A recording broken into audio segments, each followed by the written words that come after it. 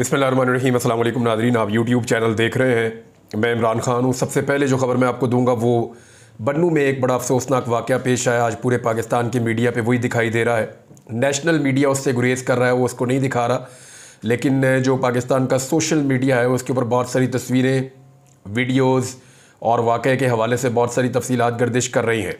इनमें ठीक क्या है, गलत क्या है, मैंने बहुत सारे लोगों से बात की, खैबर पख्तूनख्वा की हुकूमत से मौक़िफ़ लेने की कोशिश की। जो इन्फॉर्मेशन मेरे पास पहुंची है बन्नू से, पेशावर से और डिफरेंट सोर्सेज से, वो मैं आपके साथ अभी शेयर कर देता हूँ। सबसे पहले आप ये देख लें कि ये मार्च हुआ क्यों। ये एक अमन मार्च है जो बन्नू के शहरियों ने किया था। मैं आपको चंद दिनों से बता रहा हूँ और ये वाक़यात रिपोर्ट हो रहे हैं कि जो सदर्न एरियाज़ हैं खैबर पख्तूनख्वा के साउथ में, वहाँ पे दहशतगर्दी के वाक़यात बढ़ रहे हैं। चाहे वो डेरा इस्माइल ख़ान है, चाहे वो करक का एरिया है, चाहे वो बन्नू का एरिया है, इन एरियाज़ में दहशतगर्दी के वाक़यात हो रहे हैं। चंद दिन पहले एक वाक़या हुआ और कैंट में एक खुदकुश बम्बार ने ख़ुद को उड़ा लिया, जिससे 8 सिक्योरिटी फोर्सेस के फ़ौजी जो हैं वो शहीद हो गए। और उसके बाद जो है वो दीगर वाक़यात भी होते रहे। फिर जो मकामी लोग हैं उनका ये कहना है कि सिक्योरिटी फोर्सेस की जो जवाबी कार्रवाई है उसके अंदर मारे जाने वाले सिर्फ दहशतगर्द नहीं थे, आम लोग जो हैं वो भी उसमें शहीद हुए हैं। अब वहाँ पे एक अजीब सूरत बन गई है। बन्नू के अंदर 2 चीज़ों के ऊपर बड़ा सख्त रिएक्शन है। एक तो वो ये कह रहे हैं कि दहशतगर्दी के ऊपर उनका बड़ा सख्त रिएक्शन है। वो चाहते हैं कि खैबर पख्तूनख्वा में या उनके इलाके में दहशतगर्दी ना हो, दहशतगर्दों के ख़िलाफ़ वो अमन के लिए एहतजाज कर रहे हैं। दूसरा उनका ये कहना है कि वो यहाँ पे किसी किस्म का भी फ़ौजी ऑपरेशन नहीं चाहते, क्योंकि खैबर पख्तूनख्वा में आप जहाँ भी जाएँ वहाँ के लोग ये समझते हैं कि फ़ौजी ऑपरेशन के नतीजे में दहशतगर्दी में इजाफा होगा, कमी नहीं होगी, और उनकी मुश्किलात में और मुसीबतों में इजाफा होगा, कमी नहीं होगी। ये खैबर पख्तूनख्वा के अंदर आप जहाँ भी जाएँ लोग यही बात करते हैं, क्योंकि पूरे खैबर पख्तूनख्वा में ऑलमोस्ट एक ऑपरेशन हो चुका है। आप मालाकंड में चले जाएँ, दीर के इलाकों में चले जाएँ, आप चित्राल के एरियाज़ में चले जाएँ, आप वज़ीरिस्तान के एरियाज़ में चले जाएँ, आप सदरन एरियाज़ में चले जाएँ, हर जगह पे ऑपरेशंस हुए हैं खैबर पख्तूनख्वा में। तो वहाँ के लोग जो हैं वो अब ऑपरेशन से खाइफ हैं। वो ये कहते हैं ये ऑपरेशंस नहीं होने चाहिए, और दूसरा वो दहशतगर्दी के भी खिलाफ है। इल्ज़ामात जो उनके हैं, जो BBC के ऊपर छपा है, और बड़ा क्लियरली उन्होंने ये कहा कि यहाँ पे कुछ इस तरह की पनागाहें बनी हैं दहशतगर्दों की, जिनमें उनके बकौल जो सिक्योरिटी फोर्सेस हैं उनकी मर्जी शामिल है।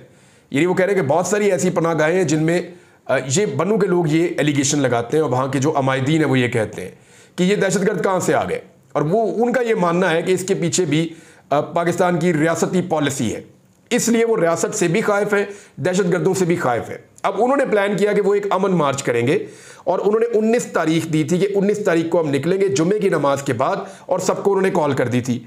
हुआ ये कि खैबर पख्तूनख्वा के मुख्तलिफ इलाकों से, साउथ के करक से, वज़ीरिस्तान से, DI खान से, हर जगह से बन्नू में काफिले पहुंचना शुरू हो गए।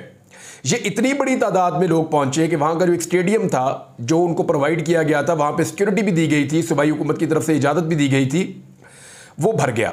ये बुलाया किसने? बड़ा सवाल ये है कि इतने सारे लोगों को ये कॉल दी किसने? तो ये किसी सियासी जमात की कॉल नहीं थी, ना ये किसी ग्रुप की कॉल थी। ये एक्चुअली जो कॉल थी इसमें तमाम सियासी जमातों को शामिल किया गया था।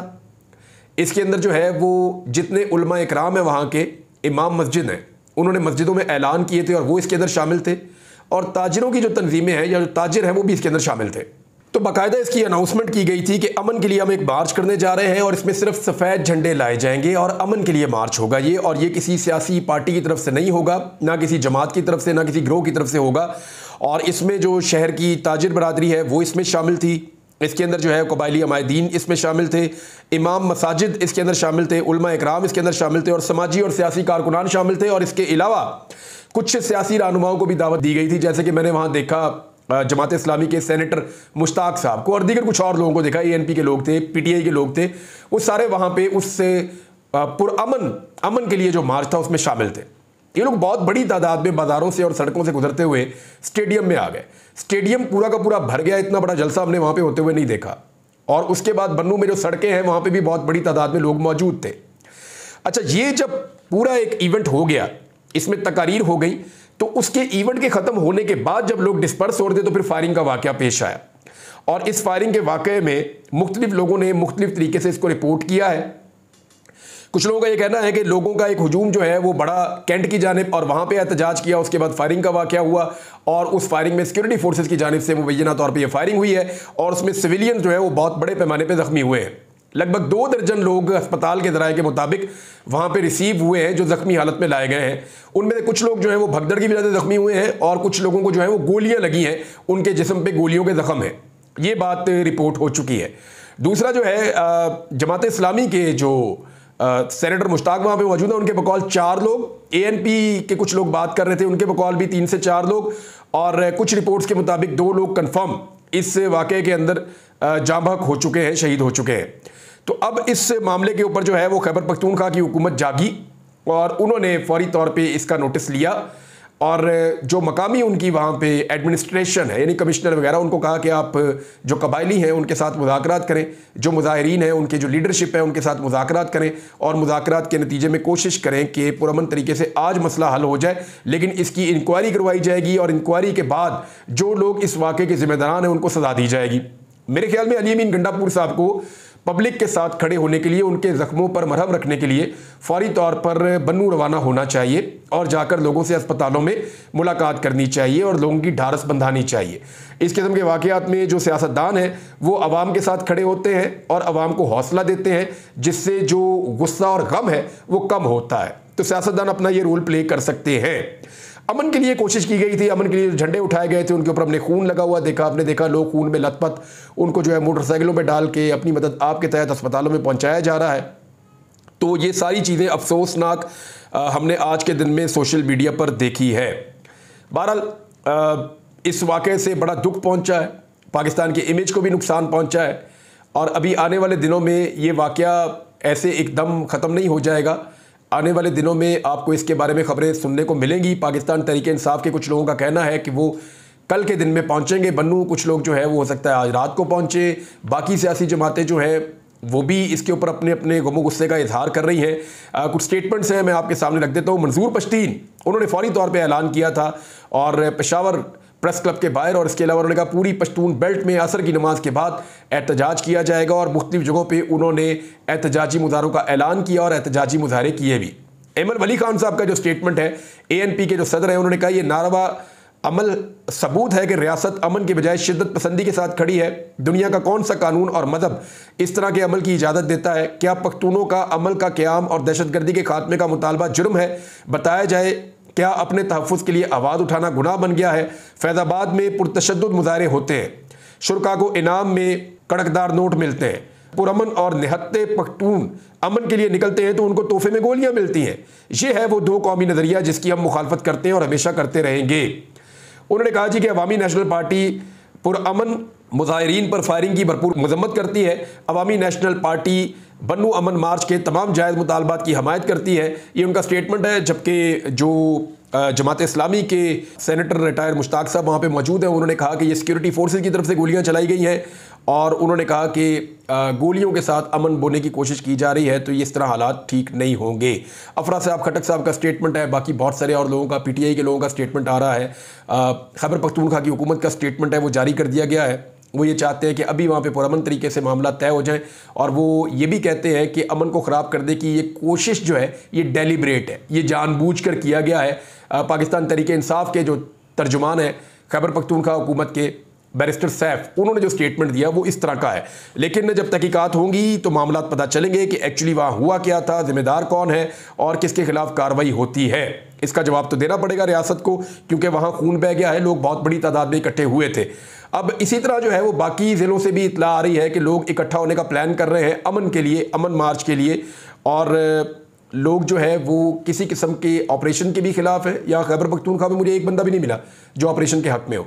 अच्छा, ना लोग ऑपरेशन के हक में, ना लोग दहशतगर्दी के हक में, लोग बिल्कुल खिलाफ हैं दहशतगर्दी के। वो कहते हैं दहशतगर्दी बिल्कुल नहीं होनी चाहिए, हम उसके रास्ते में दीवार बनेंगे। लेकिन साथ ही वो ये कहते हैं कि ऑपरेशन भी नहीं होना चाहिए। ऑपरेशन से भी, यानी रियासत अगर शहरियों को कायल करना है तो अब तक रियासत शहरियों को कायल करने में पूरी तरह से नाकाम है। कुछ और बहुत बड़ी बड़ी खबरें हैं, मैं आप तक पहुंचा देता हूं। नाज़रीन, मामला जो एडहॉक जजेस वाला था उसके बारे में मैंने आपको बताया था कि 2 जजेस तो पहले ही छोड़कर चले गए और वो निकल गए हैं। काजी फायद ईसा साहब 4 जजेस को लाना चाहते थे, 4 में से 2 जजेस छोड़कर चले गए। उन्होंने कहा जी हम नहीं आ रहे। और मैंने आपसे कहा था कि जो 2 जजेस बाकी हैं उनमें से एक जज जो है वो भी शशोपंच का शिकार है और वो भी इस सोच में है कि क्या उनको ये हलफ लेना चाहिए या नहीं लेना चाहिए, दोबारा से जज बनना चाहिए या नहीं बनना चाहिए। अब इस मामले में कुछ खबरें रिपोर्ट हुई हैं और मुख्तलिफ मीडिया चैनल ने रिपोर्ट किया। यहाँ मेरे पास से जो रिपोर्ट है वो डॉन से है कि जस्टिस मुशीर आलम, जस्टिस मकबूल बाकिर और उनके बाद जस्टिस मजर मियाँ आलम खेल साहब ने भी एडहॉक जज बनने से इनकार कर दिया। अब वो भी कह रहे हैं कि जी हम एडहॉक जज नहीं बनना चाहते। तो ऐसी सूरत हाल में एक जज रह गए तारिक मसूद साहब। लेकिन जो खबर आई है, जो जुडिशल काउंसिल का इजलास हुआ, उस इजलास के अंदर से जो खबर आई है उस खबर के मुताबिक मैं आपको बता देता हूँ कि जस्टिस सरदार तारिक मसूद और जस्टिस मजर मियाँ खेल को 1 साल के लिए एडहॉक जज लगाने की मंजूरी दे दी गई। एयरवाई न्यूज़ के मुताबिक एडहॉक जजेस की तकर्री से मुतालिक जुडिशल कमीशन का इजलास खत्म हो गया, जिसमें जस्टिस मुनीब अख्तर ने जस्टिस सरदार तारिक मसूद की बतौर एडहॉक जज तकर्री पर इख्तलाफ किया। ज़राए ने बताया कि जस्टिस तारिक मसूद के नाम की मंजूरी 8-1 के तनासुब से दी गई और इसके अलावा जो है जस्टिस मुशीर आलम पहले ही निकल गए थे, जस्टिस मकबूल बाकर भी पहले ही निकल गए थे और पाकिस्तान तहरीक इंसाफ ने सुप्रीम कोर्ट में 4 एडहॉक जजेस की तैनाती की मुखालफत ऑलरेडी कर रखी है। बहरहाल ये 2 जजेस को जो है इनके नामों की मंजूरी दी गई है 1 साल के लिए। देखते हैं कि इसके ऊपर वकला क्या करते हैं, कितना रोला डलता है और इनके वापस आने से पहले क्या होता है और वापस आने के बाद क्या होता है। लेकिन आज क्योंकि जुमे का दिन है तो एक बहुत बड़ी खबर है। लेकिन कादी फ़ायद ईसा साहब के हवाले से एक चीज़ मैं आपको क्लियर कर दूं कि उनके बारे में हसनात मलिक साहब ने एक खबर दी है और वो ये खबर बार बार दे रहे हैं।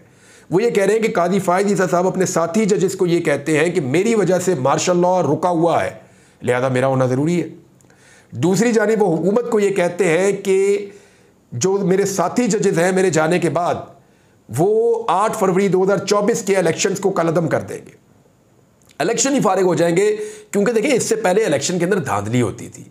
और धांधली एक नॉर्मल चीज़ है जो इलेक्शन के अंदर हो जाती है, 10-15 सीटें इधर उधर हो जाती हैं या जो आज़ाद जीते हुए होते हैं उन्हें हाँक कर एक पार्टी के अंदर धकेल दिया जाता है। इस किस्म की चीज़ें पाकिस्तान में बहुत दहाइयों से हो रही हैं, हम होती हुई देख रहे हैं। इस मरतबा धांधली नहीं अंधेड़ नगरी हुई है।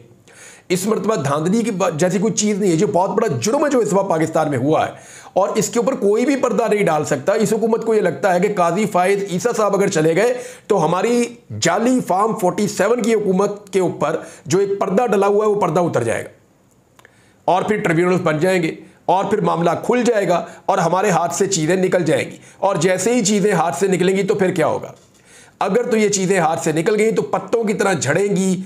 जाली फॉर्म 47 के मुताबिक ली गई सीटें और फॉर्म 45 वाले MNAs और MPAs वापस असेंबलियों में आएंगे। तो ऐसी सूरत में हुकूमत में कायम रहना मुमकिन नहीं रहेगा। ये मुतनाज़ तरीन इलेक्शन है, ये सस्टेन नहीं कर सकते। इसीलिए अब बातें की जा रही है कि जी इमरजेंसी लगाई जाएगी, हुकूमत को घर भेजा जाएगा और कुछ बंदे जो हैं टेक्नोक्रेट्स उनको तैयार किया गया है वो आकर मुल्क को चलाएंगे। तो जैसा मुल्क पहले चल रहा है ना, ये ऐसा ही चलेगा, ये इससे भी बदतर चलेगा। मुल्क को हमेशा अवाम की मुंतखब हुकूमत आगे लेकर जाती है, वरना मुल्क आगे नहीं जाता। और इमरजेंसियों से और मार्शल लॉ से अब मुल्क नहीं चलेगा, बल्कि वकला की एक बहुत बड़ी तहरीक खड़ी हो जाएगी। और अगर कोई मीडिया के ऊपर, सोशल मीडिया के ऊपर या पॉलिटिकल पार्टीज में या वकला में या जुडिशरी में कहीं पे इस सिस्टम को अभी तक थोड़ा बहुत सपोर्ट कर रहा है ना, तो वो सपोर्ट भी ये सिस्टम खो देगा।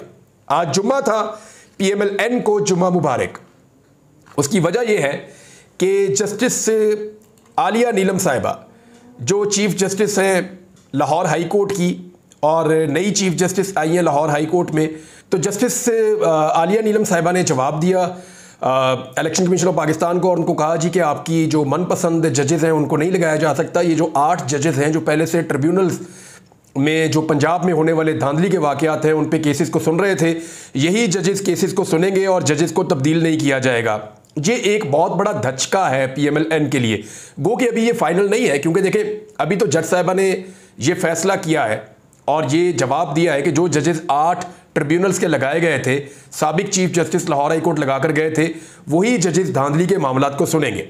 ये तो होगा क्लियर। लेकिन ये मामला सुप्रीम कोर्ट ऑफ पाकिस्तान में भी है और इसके ऊपर रिटायर्ड जजेस लगाने के मामले पे हुकूमत पाकिस्तान ने पहले से एक कानून साजी कर रखी है और वो कोशिश कर रहे हैं कि जो इलेक्शन गुजर चुके हैं उन पे भी नहीं होने वाली कानून साजी के मुताबिक अमल दरामद किया जाए और रिटायर्ड जजेस के जरिए से ट्रिब्यूनल्स को चलाया जाए और अपनी सीटों को बचाया जाए, जो जाली फॉर्म 47 की सीटें। लेकिन ऐसा होता हुआ दिखाई नहीं दे रहा, क्योंकि काजी फायज ईसा साहब अगर ना रहे चीफ जस्टिस ऑफ पाकिस्तान और अपने वक्त पर रिटायर हो गए, तो फिर ये जैसे रेत फिसलती है ना हाथ में से, ऐसे हुकूमत हाथ में से निकलेगी पीडीएम की जमातों के, और इनके हाथ में फिर कुछ भी नहीं रहेगा और ये हाथ मलते रह जाएंगे, क्योंकि अवाम के अंदर ये पहले ही बहुत ज्यादा गैर मकबूल हो चुके हैं। मरियम नवाज साहब आज सुप्रीम कोर्ट और इस्लामाबाद हाई कोर्ट के जजेस के ऊपर तबर्रा कर रही थी, उनके ऊपर तनकीद कर रही थी, उनके ऊपर तनकीद के नश्तर बरसा रही थी और उनको हल्की हल्की धमकियां भी लगा रही थी। तो अब थोड़े दिन पहले उन्होंने जस्टिस आलिया नीलम साहिबा के साथ तस्वीरें बनाई थी और वीडियो बना के टिकटॉक पे डाली थी बड़ी मेहनत से। तो अब वो इनके बारे में क्या कहती हैं ये भी हम सुन लेते हैं। अब तक के लिए इतनी, अपना ख्याल रखिएगा, अपने इस चैनल का भी। अल्लाह हाफिज़।